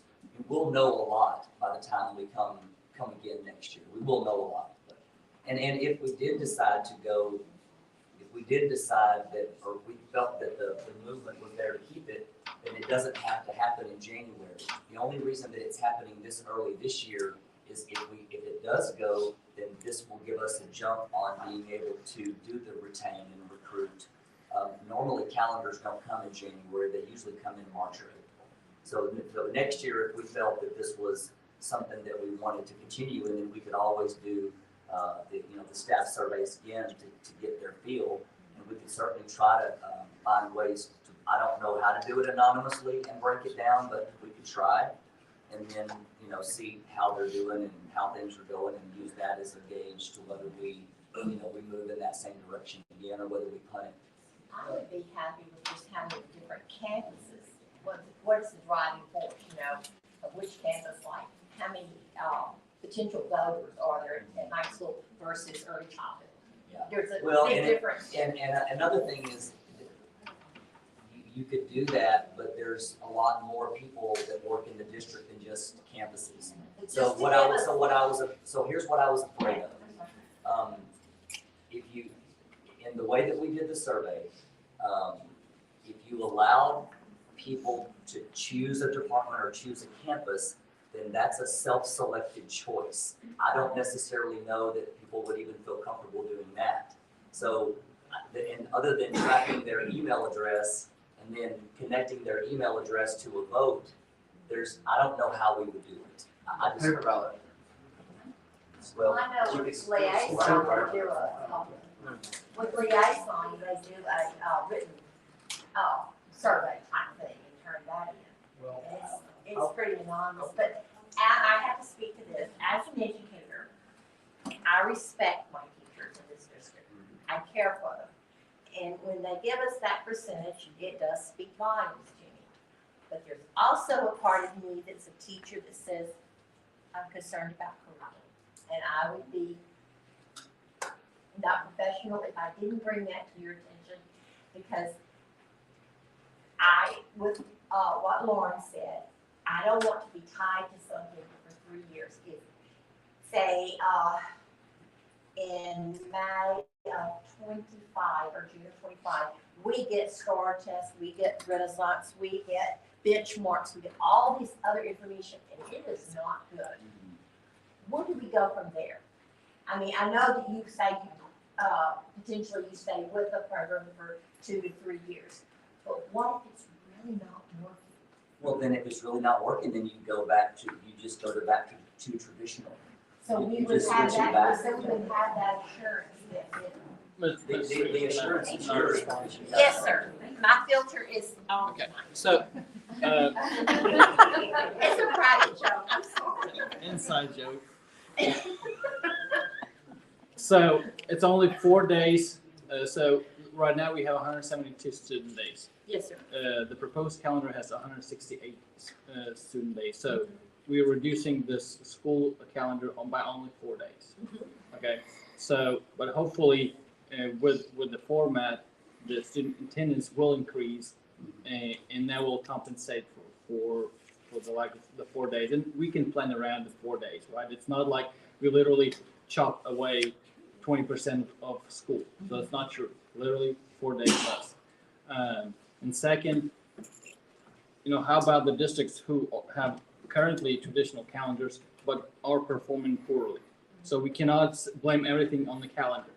Maybe Dr. G doesn't know what he's doing, right? So we can't blame it on the calendar. We're blaming Dr. G or somebody else. You know what I'm saying? So That's really not where I'm going. I just want to know that we have something to validate why we're using this. and we will keep track. Well, we will certainly, I mean, we have a lot of lagging data that we can compare to. And so now we will have ever how long we choose to stick with it, or the district thing, if it goes, I mean, it may not, but if it does, then we'll have the data from that year forward to be able to compare. So it'll be a pretty easy comparison. But again, nothing is causal, Ms. Spears. It's not like you can say that, well, the year that we had Hurricane Harvey, we were out for 2 weeks, the scores were terrible, and that was the reason. I mean, I'm making that up. I don't know if the scores were terrible or not, but what I'm saying is that I think it's very difficult to have, just like in any year of STAR, it's very difficult to point to one thing and say this particular thing caused a difficulty. And again, I think it would be very difficult to say this one particular thing caused a high performance. So there's a lot of factors that go into high performance, low performance, teacher retention. So there's a lot more to it than just this. When the teachers brought this as an idea to us, they brought this as an idea. They want more time. They want more time. And I understand that. This time part came directly as a result of the work of the liaison committee. We tried the early out Fridays last year, and it was a dud. Nobody liked it, nobody wanted it, and so they asked us to go back to the drawing board, and we did. And this is what came out. I really do want to stress, and I said this the last meeting, and Dr. Hammond, you weren't here. This is not something that we just pulled out of thin air. This is something that was asked. We were asked to explore it. I didn't think it was going to catch legs, if I'm being perfectly honest, but it did. It caught legs. It hit a nerve with a lot of our staff members. The work that we did was thorough. We went through our normal process, the same one that we did last year. The same process that got rave reviews last year. Activity with EIC. Right, and the EIC and all of the input and all of the back and forth between us and the campuses and how they got input and how we made changes. I mean, last year this process was applauded pretty loudly, and this is the same process that we went through this year. I just want to. So again, this is not being pushed by anyone. This is just how the process came out. No, I appreciate you reiterating that. I just, like I said. And I understand exactly what you're saying. My heart is for the students. For sure. It really is, and I just wanted to get a reassurance that if we do have this and it doesn't work, that we can go back. We certainly can. We can always reconsider and go back. And I will tell you, I don't want to ride a loser. I mean, I don't think anybody really does. I mean, if it turns out to be a dud, then, crack the egg on our head and scramble it up and we punt it and go back to regular if it's just not working. But again, this is just one of those tools that's out there right now. And a lot of times what we have to do as leaders, you guys know that you can sit up here on the dais and you can get as much information as you can. We can gather as much information as we can. But sometimes as leaders, we have to make strategic decisions with imperfect information. I'm not telling you that the information that we have in front of us right now is be all end all. I am not telling you that. And I'm not telling you that this calendar is going to solve the world's problems. But what I'm telling you is that it's a tool that we have available at our fingertips that I think will give us a strategic advantage to put the best teachers in front of our kids. And that's the reason that it would have never even flowed through our process if I didn't think that it had some advantage to it. Yeah. I mean, and I need to reach out to other teachers on other campuses. I reach out to some, some other people that are important on each campus too. And they reassure me that every single teacher, every single employee got the email. They actually had independent meetings with their staff about that this was going to be coming to them to present and to be voted on. So number one, I have to trust my staff. I have to trust this district. I have to trust this administration. I have to trust each one of these campuses and their individual leaders and the teachers. So if that's what this district has voted 77% for, I feel in my heart. I made that statement when I first started talking. I respect my teachers. They voted overwhelmingly. And I just want that reassurance that we can go back. That if this is not productive, if this is not what's best for our students, that we can go back. You can go back and it would be recommended to go back because I can tell you, I don't know, yeah, I do know, I'm going to take that back. We all want what's best for our kids. Yes, and if something turns out not to be best for our kids, that's what we do all day, every day. That's what drives all of our. I know it wasn't, but you wanted assurance, and so I'm helping give it to you. I want this audience to know that too. Yeah, for sure. That we are in it for their benefit. For sure. And for our teachers. Well, there's a couple things. There's a couple things that I was writing down, and we don't have that many opportunities where public forum kind of matches up to what our agenda items are. So when that happens, I like to address that as much as possible.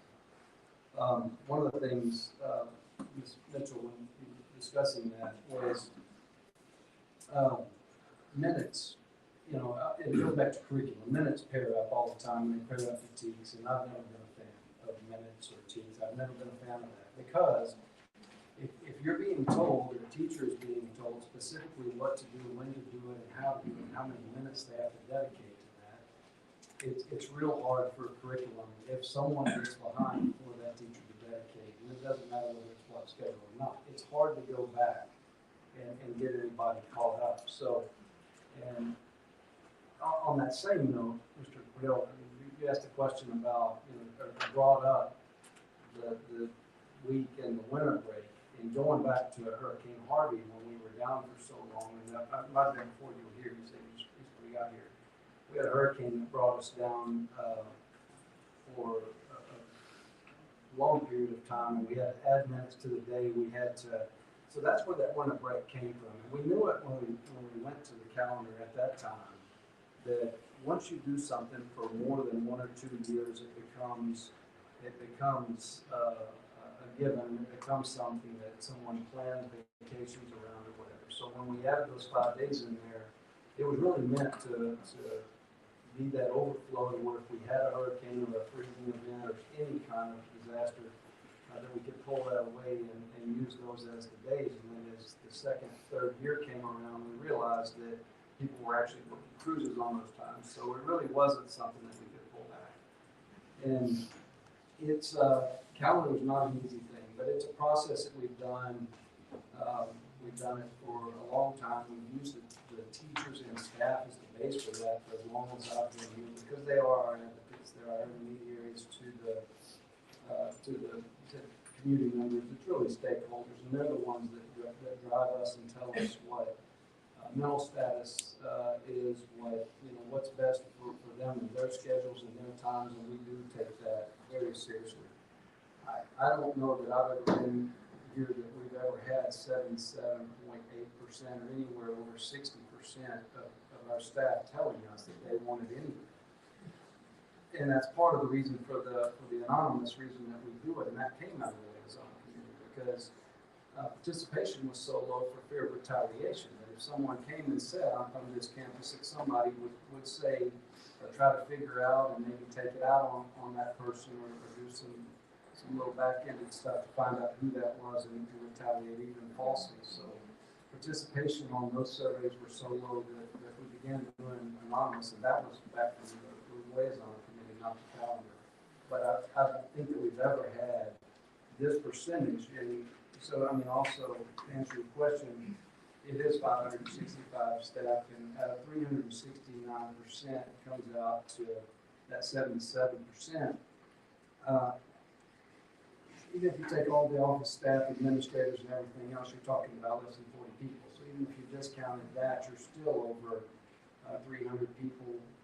250 of those are teachers in this district. So you've got to, just doing the math, as Dr. Tipton said, you almost have to realize that a good percentage of that count is teachers, regardless of how you do math. So and also Kevin's point that it's not just teachers, it's the people that are the stakeholders in this district that are doing the work and actually dealing with parents and bus drivers and substitutes. Doesn't matter what job they do, they're all important, and we listen to everyone. So I also agree with that. But academics is not it. But the first thing you brought up, that wasn't the driver behind this. I don't believe. I mean, that was one of the things that we talked about. There's not that many models to look at. I'm actually encouraged with the Athens data, because I really am not as much interested as a 4-day work week. Look at a 4-day week, actually increasing scores. What I'm more interested in is making sure that they don't interrupt curriculum and reduce scores. And I don't think we've found anyone that we've looked at that's happened that year. Some of them have tried it and pulled back from it for whatever reasons. Maybe their demographics are different. I really don't know. We don't have that many models to go off of. So, But I agree with what the rest of, I think everyone has said, when you have almost 80% of your staff telling you something, and that's the model that you've used forever, that's what I'm raising my hand. Since I was addressed, may I have? Yes, you can. Well, just, my articulation was not very well. My point, what was not strictly, that's how it was conveyed, that's how it was interpreted, was academics at the forefront. It wasn't then down the inspirations of the teachers of wanting to solve the issues on the campuses. It wasn't anything along those lines. But if you're going to promote it in this manner, where's the data that supports it? We have one kind of campus. Are there any that they've reverted back? We haven't heard. Are there any we haven't heard? And I addressed all that. But as far as the data itself and the percentage point, it was just clarified by this gentleman, Dr. I don't know his name, but it was clarified. The 369, those are the ones who responded. The 77%. So that's, and as he just stated, that's 65% of the staff. Am I correct? So 77% of that 65 is what you're basing your vote on. Please specify that, because it's not 70% of all staff members. It's only 77% of those who responded, which are only 65% of all staff. So how the data is presented, no matter how you collect it, paints a picture, is my point. And being a part of the community, my only question is, just be honest with us. Just be honest with us. Just tell us, these are the facts.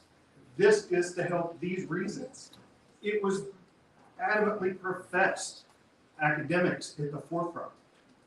That December 8th and tonight, academics have not been the main topic of conversation. It has been teachers. That's fine. We, the community, myself, just be honest with us. When we ask a question, don't give us 3 different answers to just kind of bluff us off, because that's how we feel. And that's been my experience with the district so far, being new to the district, is I ask questions for various reasons to figure things out, to see how I can become involved, because I was under the illusion that this is a collaboration. How it's presented and how it feels, and my experiences with the district so far is, this is our way, you adjust to it, your input and your care for the well-being of your child is inbound. And that precisely infuriates me, because I'm putting the trust and the care of my child, for no matter how much time, into people who blindly just throw me off as if I don't, that's how I feel, whether it's true or not. And that's how I feel due to the experiences that I've had so far. And that's not the intent. And I can't, and really I shouldn't even, we have a public forum and I did address you, so that's why I don't want it to happen.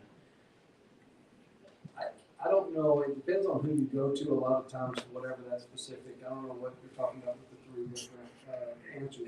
I'm not saying that doesn't happen. Sometimes there are multiple answers to a specific question, depending on who you ask and depending on who you're talking to. So I don't know. What I can say is you can usually go back to the administration, start with the campus administration or whoever, and there's a process to do that. And if you don't get the answers, there is a process to come up till you get the right answer. And I have. Okay. I've left my number here. Somebody will contact me. Well, and since August, nobody's contacted. Yeah, but I mean, yes, sir. I'd like to call for a vote. So we discussed more. Yes, sir. I'm ready. I have something I want to say. Sure. I may not get an answer, but I know I spoke on it last month about special education. I come from a family who has an autistic child, which is an adult now. But my concern is the RTI 504's emotional and mentally challenged or disturbed children, and how they're going to cram all of their services and meetings and everything into those 4 days after, some of our diagnosticians and everything are already struggling to get everything in 5 days. So I don't know if anybody has any answer. Ms. Stapleton has information, I think, that you guys have done some things. Yeah. We're only talking 4 less days in the school year. 4 less. So the amount of work days is only changing by 4. the amount of work that's required. Still one less day in the week, that's. Well, we have 4 months that we can go 5 weeks. 4 months. So what it says right now, September and August, there's 5 days, September's a 5 day, right? August, October, November, December is 4 days. January, February, March, 4 days. All of April and May is 5. Okay, so I have a motion by Mr. Yarborough, second by Mr. Evans. Can I make a recommendation, kind of say something else, maybe, is there, like, I just feel like right now, like, the field, can we table it for a month, like 2 weeks to a month? Yes. We have a motion on. We have a motion to table it, and have discussion. Wait. We have a procedural question. Motion's been made, a second, to a motion. Motion's been made, it's been made and seconded. Okay. A motion to table takes priority over a motion that has been made. It requires, the motion to table to suspend all debate would require 2/3 vote to suspend all debate and for the table to be successful. You follow me? A motion to table is a motion that takes priority over all existing motions. So, if there is a motion with a second and without debate, a vote is taken. If 2/3 of the board votes to table, the matter is tabled because it suspends all debate. Make a motion to table it for 2 weeks or whatever, just to have more time that we look at things, talk about things in more detail. You said you second, Ms. Alexa? Okay. I have a motion by Dr. Hammett, second by Ms. Alexa. All in favor, raise your right hand. Okay, 4, yes.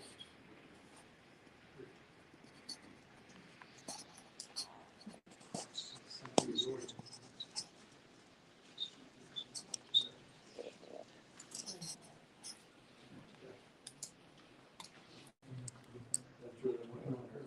Yes.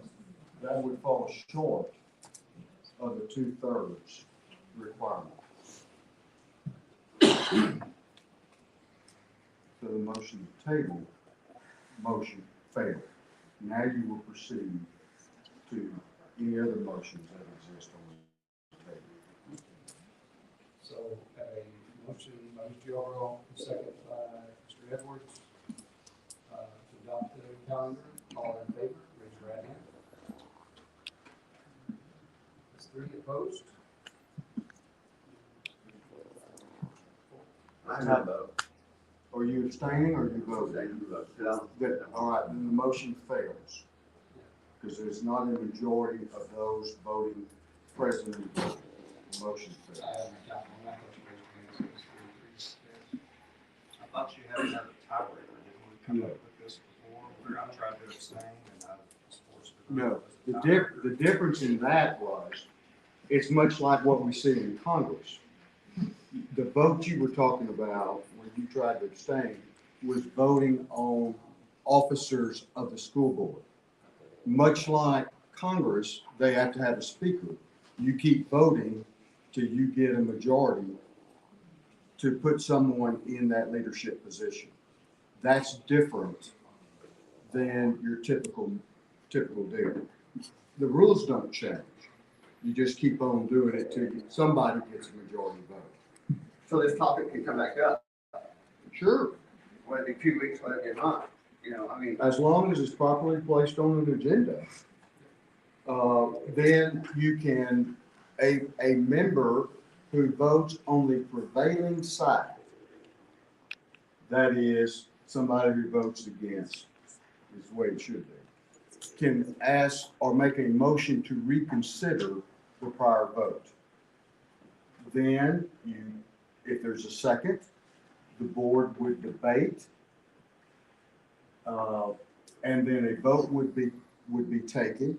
If there's a majority in favor of the motion to reconsider, it's brought back on the table. Follow me?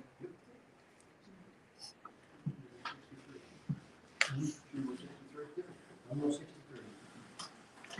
Okay, that's the financial audit for 2021, 2022 fiscal year. Background is financial audit for